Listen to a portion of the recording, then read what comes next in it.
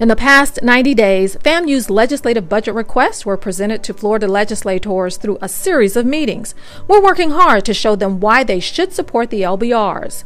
Members of the senior leadership team, or Dr. Robinson, have met with Speaker of the House Richard Corcoran, House Majority Leader Ray Rodriguez, Senator Perry Thurston, Senator Darrell Rouson, Senator Bill Montfort, the House and Senate appropriations staff, as well as others, to explain what FAMU is trying to accomplish and to punctuate how important approval of the budget requests are to the university's strategic initiatives. And recently, the leadership team held a reception for the state's Legislative Black Caucus on campus at the Black Archives. Members expressed their continued support for initiatives at FAMU. Another longtime supporter of FAMU also made a stop on campus. Senator Montfort finally received his ceremonial shovel that was used during the summer groundbreaking ceremony for the one-stop shop Cass Student Services building. He wasn't able to attend the groundbreaking, so the presentation was made over lunch at the president's house to thank him for helping to secure funds for the structure and for continued support of FAMU. Many people have been working on solidifying the plan for the medical marijuana education initiative that was delegated to FAMU in Senate Bill 8A. The university is responsible for educating minority communities across the state on the medicinal benefits of medical marijuana and the consequences of the unlawful use of marijuana. The initiative has captured national attention, further fueled by a feature on our initiative in Black Enterprise magazine. FAMU had two very good meetings with the Florida Department of Health, including one with the state's Surgeon General. The initiative's rollout coincides with the Department of Health's rollout early next year. And one person who knows quite a bit about healthcare initiatives is Mike Fernandez. He's the chairman and CEO of MBF Healthcare Partners, a private investment firm located in Coral Gables, Florida. Trustee Dave Lawrence arranged for him to visit FAMU. Fernandez toured the campus and was the special guest speaker at a very inspirational and engaging session with hundreds of students. And as you can see, they were dressed for the occasion and left a memorable impression with Mr. Fernandez. There are hopes for a follow-up with him in the near future. The highlights of the annual Founders Day convocation included an inspirational message from former FAMU president Dr. James Ammons. Another highlight was the unveiling of 3 historical markers. One marks the site of the Carnegie Library. Philanthropist Andrew Carnegie donated the funds to build the library back in 1907.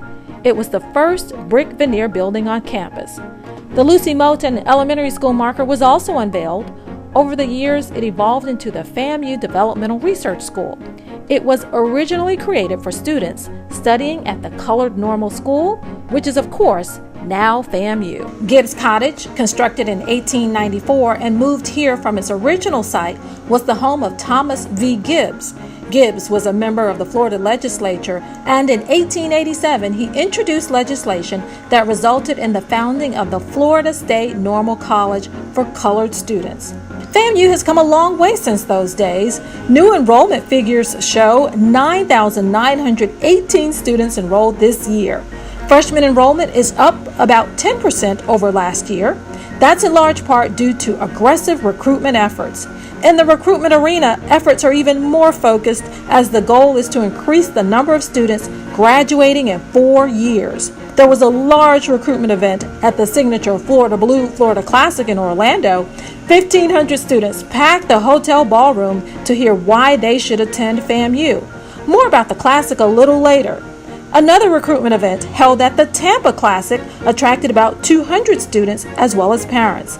And like they did at the Florida Classic event, the FAMU Connection put on quite a show centered around the theme, Why FAMU? They informed recruits in an entertaining way of the university's strengths and of the opportunities that await them.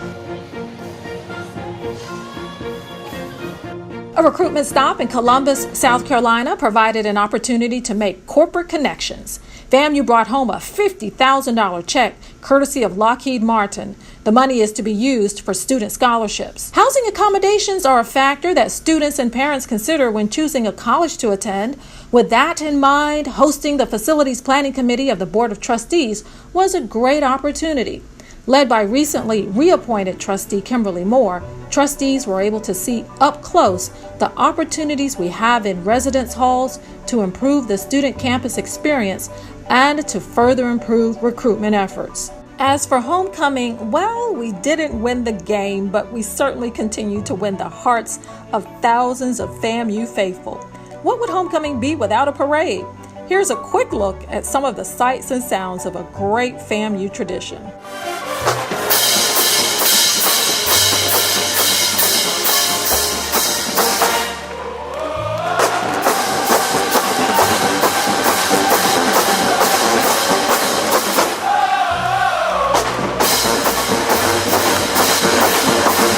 Tailgaters were out in force again as they interacted with friends, family, and familiar faces. It may have been a little difficult to recognize faces at the President's Masquerade Gala. Many of those in attendance donned masks throughout the night at the Al Lawson Multipurpose Center. Look out. It was an enjoyable event attended by more than 650 people. Immediately after homecoming events, the focus shifted to execution of plans for the Florida Classic. This year, stadium attendance topped 48,000 people. There were a number of activities associated with the event, including more recruitment, entertainment, and fundraising. The most anticipated event was the unveiling of the band's brand new uniforms. Alumni Bernard and Shirley Kinsey donated $250,000 to buy the uniforms, as well as a branded travel trailer for the band's equipment. The 2017, the drum majors, piccolos, clarinets, saxophone,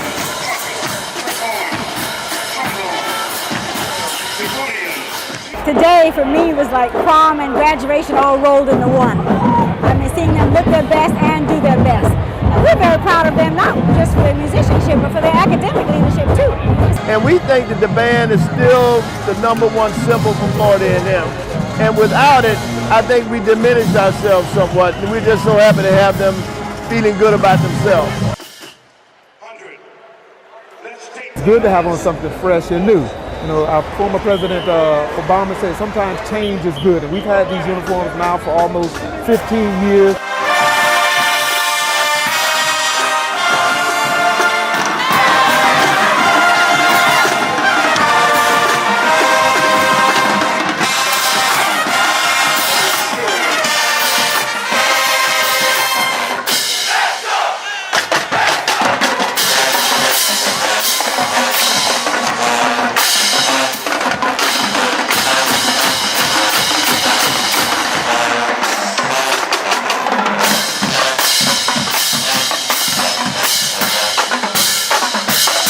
And in case you haven't heard, the Marching 100 has been invited to the Tournament of Roses Parade in 2019. As you know, it is one of many honors the band has earned over the years.